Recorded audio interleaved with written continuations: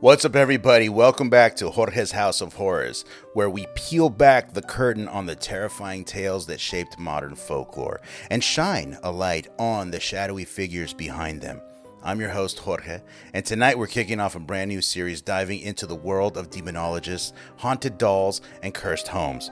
But before we get into the gory details of ghost stories and poltergeist infestations, we need to meet the couple who made it all mainstream.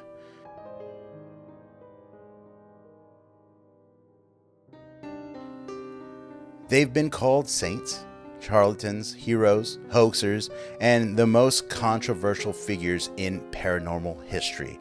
You've heard their names whispered in the dark, now let's bring them into the spotlight. This is the story of Ed and Lorraine Warren, how they met, what they believed, and how they changed the way America sees the supernatural.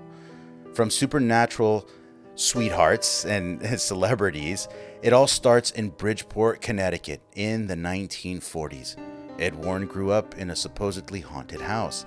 He claimed to see shadowy figures and glowing lights as a child, experiences that shaped his lifelong belief in the paranormal. Lorraine Warren, his future wife, said she could see auras and communicate with spirits from a certain age. She didn't talk about it much growing up. In Catholic school, that kind of talk wasn't just weird, it was dangerous. Ed joined the Navy at 17 during World War II, and Lorraine waited for him. They married in 1945, just after the war ended. By then, Ed had discovered two passions, painting and the supernatural.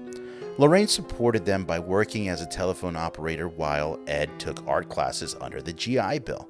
But it wasn't long before their hobbies took a spooky turn. Ed began painting haunted houses, and when I say haunted houses, I mean literal homes that were supposedly infested by ghosts or demons. Lorraine would help him research local legends. They would then show up at the house, and Ed would sketch it, and they'd knock on the door. If the owners bit, Lorraine would offer a reading, connecting with the spirits inside. A bit unorthodox, sure, but heck, it worked. This oddball husband and wife team quickly gained a reputation in New England's spiritualist circles. In 1952, they founded the New England Society for Psychic Research, or NESPR, a group devoted to studying ghosts, hauntings, and demonic forces. It was the first organization of its kind in the U.S., and it gave them a veneer of scientific credibility, even though their methods were anything but conventional. God, demons, and a war for souls? Yeah, why not? The Warrens weren't just hobbyist ghost hunters. They saw themselves as soldiers in a cosmic war between good and evil. Ed wasn't an ordained priest, but he considered himself a demonologist, one of the only laymen recognized by the Catholic Church in that role, though the church never officially endorsed him. Lorraine was a trance medium and clairvoyant. She believed she could see spirits, read auras, and communicate with otherworldly forces. They weren't looking for lost keys or wayward spirits, they were looking for demons. The Warrens believed many hauntings were actually cases of demonic infestation, a process that started with oppression and ended with full-on possession. And there was only one way to stop it: faith, prayer, and intervention. That formula, oppression, possession, exorcism, would become their trademark, and it would guide every major case they touched for the next 50 years. Their big break came in 1971 with the Perron family haunting in Harrisville, Rhode Island. If you've seen The Conjuring, you already know the Hollywood version, but the real story is a little bit murkier. The parents claimed to be plagued by a violent spirit. Doors slammed, objects flew. The mother was supposedly attacked by unseen forces. The Warrens swooped in, conducted seances, and declared the house demon-infested. The case became the blueprint for dozens more: the Amityville Horror, the Enfield Poltergeist, Annabelle the doll, the Snedeker funeral home, and more. Each followed a similar pattern: terrified families, escalating disturbances, and the Warrens stepping in as spiritual commandos. They weren't just investigating ghosts, they were selling a narrative, and that narrative sold. Big time. In the basement of their modest Monroe, Connecticut home, the Warrens built a shrine to their career. The Warren Occult Museum became a place of pilgrimage for believers. Inside, cursed dolls, demonic masks, haunted artifacts, each with a laminated plaque and spine-chilling backstory. The most famous? Annabelle, a supposedly possessed Raggedy Ann doll kept locked in a glass case, flanked by a crucifix and a do not touch sign. Today, that doll's been immortalized in multiple Hollywood films, but the real object, it's a weathered plush toy, less terrifying, more antique than what you see in the movies. Still, visitors claim to feel dizziness and nausea and even attacked after looking at her. The museum gave physical weight to their stories. It made it more tangible. It also kept people talking and kept the legend alive.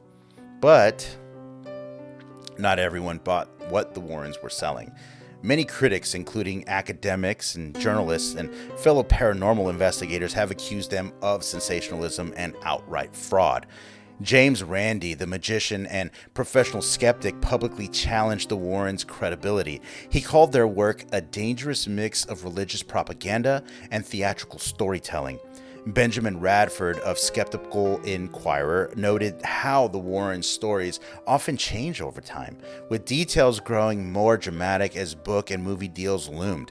Former collaborators like Guy Leon Playfair, who investigated the Enfield case, said the Warrens showed up, stayed briefly, and exaggerated their involvement in what became the Conjuring 2 film.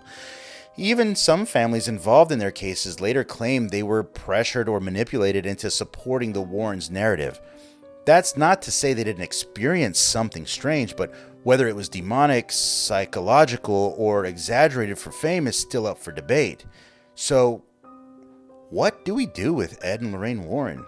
They weren't scientists, they weren't clergy, they operated in a gray area between religion, showmanship, and the human need to explain the unexplainable. Were they sincere believers doing what they thought was right, or skilled storytellers capitalizing on fear? Maybe both.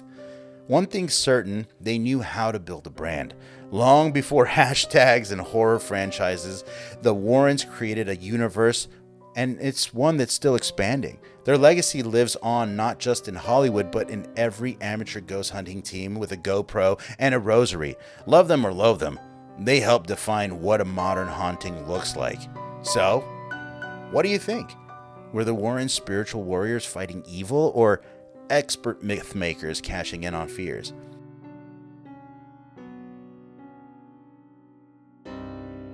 And if this episode did give you chills or made you question your nightlight usage, hit that like button, smash subscribe, and ring the notification bell so you don't miss the next chapter in our deep dive. I'm Jorge, and this is Jorge's House of Horrors.